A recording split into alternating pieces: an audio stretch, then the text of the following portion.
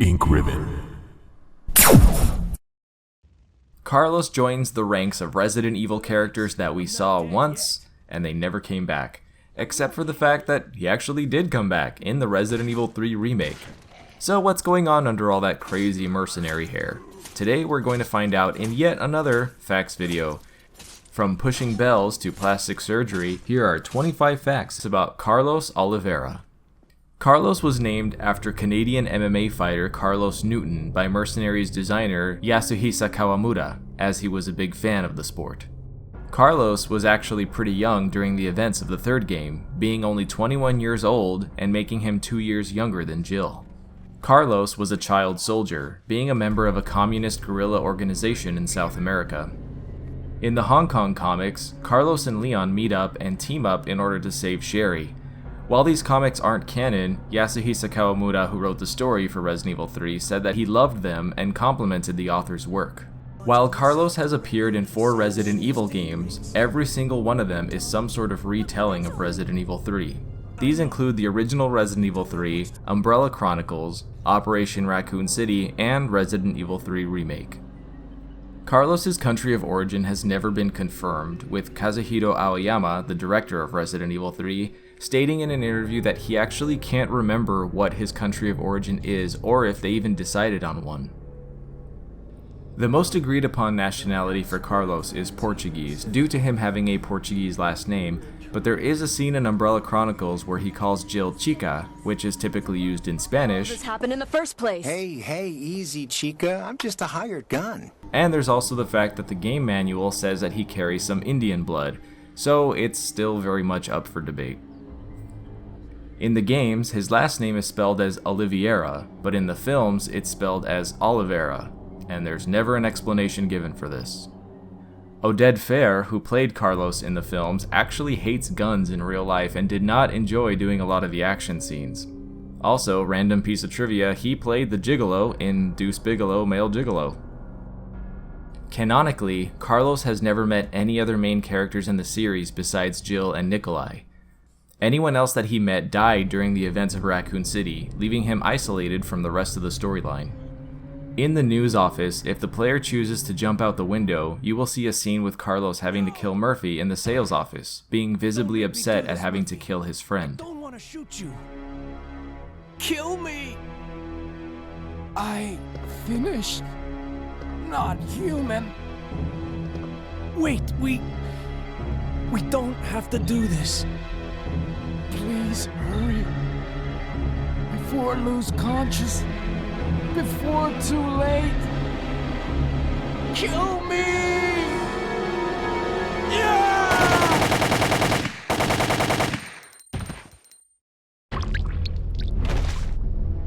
Murphy. Why? No.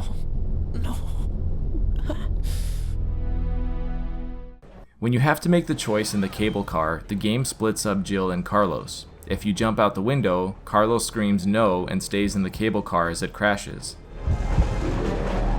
It's useless! No! But if you use the brakes, you'll hear a window break as Carlos jumps out of the car instead. This must be it.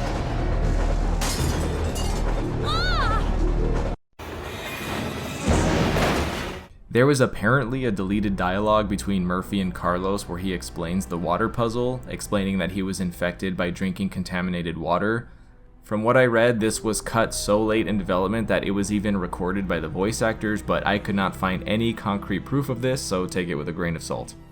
Carlos's original voice actor, Vince Corazza, is still voice acting today and has been in a ton of franchises in gaming and other media, and is also the English voice of Tuxedo Mask in Sailor Moon. The bell that Carlos has to push to clear the way is actually extremely heavy. I looked up the weight of church bells in real life, and considering the bell's diameter, it would weigh somewhere between 600 and 900 pounds. According to his face model, Carlos's redesign was to reflect a more realistic portrayal of his hardened mercenary background. Even though it never appears in the game, Carlos is seen briefly using the classic 4-barrel M66 rocket launcher. Carlos is one of the playable characters in Operation Mad Jackal, or as it's more commonly known, the Mercenaries. Mikhail is considered the easiest, and Nikolai is considered the hardest, where Carlos is somewhere in the middle.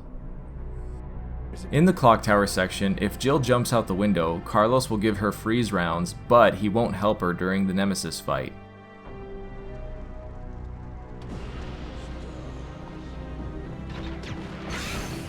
If Jill used the emergency brakes, Carlos won't give her any ammo, but he will take out Nemesis's rocket launcher just before the fight starts.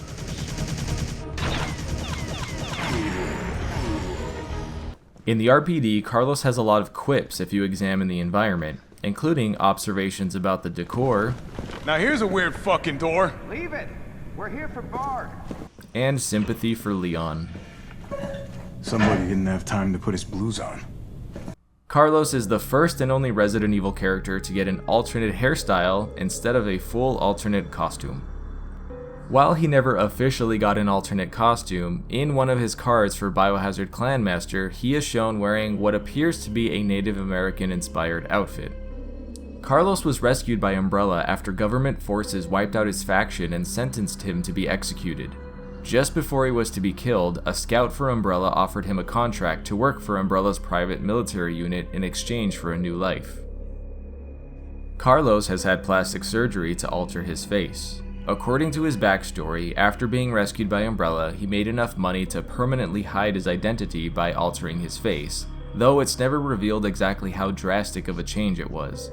It's also implied that he may have undergone plastic surgery again after the events of Resident Evil 3, but I couldn't find too much information on that. According to the writer of the third game, Yasuhisa Kawamura, he stated that after the events of Raccoon City's destruction, Carlos had one last drink with Jill and headed through Mexico and ended up in Chile, presumably to live permanently. And that's it for this video. I hope you enjoyed it, and if you learned something new, tell that like button how much you love its accent. What other characters would you like me to cover in this series? Let me know in the comments, and if you want more content like this, I've got a ton of videos just like it on my channel. And I also want to thank you all for watching these videos. I work really hard on them because I want you to enjoy them, and the feedback has been great, so thank you. And it would be really awesome if you subscribed to my channel. But until next time, I'm Kai Morgan, and as always, thanks for watching Ink Ribbon. And a very special thank you to all of my Patreon supporters and YouTube members. Your extra support means the world to me and helps me keep making content for you guys.